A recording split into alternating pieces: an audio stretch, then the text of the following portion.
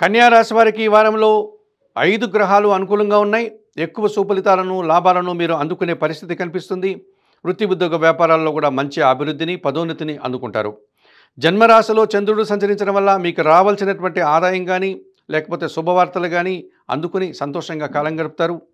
ద్వితీయంలో బుధ సంచారం వల్ల వ్యాపార అభివృద్ధి, వృత్తి, ఉద్యోగ, వ్యాపారాల్లో మీ నిజాయితీకి, మీ కష్టానికి, ప్రతిభకు తగిన గుర్తింపు లభిస్తుంది.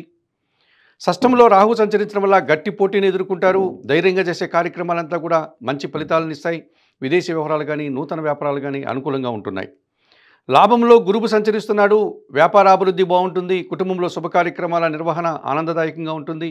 జీవిత భాగస్వామి సహకారం కూడా మీకు మరింతగా సంతోషం కలిగించే విధంగా ఉంటుంది. వ్యయములో కేతువు సంచరించడం వల్ల ఒక్క విషయంలో నిరాశ, అశాంతి, కొన్ని కార్యక్రమాలు చేయడానికి ఆటంకాలు మీకు ఏర్పడే సందర్భం ఈ వారంలో కనిపిస్తుంది. ఈ రాశి వారికి ఈ వారంలో ఆది, సోమ, బుధ, గురువారాలు అనుకూలంగా ఉన్నాయి. దానాలు ఇచ్చేటువంటి క్రమంలో ఉలవలను బాగా ఉడికించి బెల్లం పొడితో కలిపి ఆవులకు ఆహారంగా దానం చేయండి. స్తోత్రపారాయణ విషయంలో ప్రతినిత్యం గణేశాష్టకం చదువుకోండి. ఆలయ సందర్శన కార్యక్రమంలో భాగంగా గణపతి స్వామిని దర్శించి నమస్కరించుకోవడం వల్ల సంతోషంగా, ప్రశాంతంగా ఉంటారు.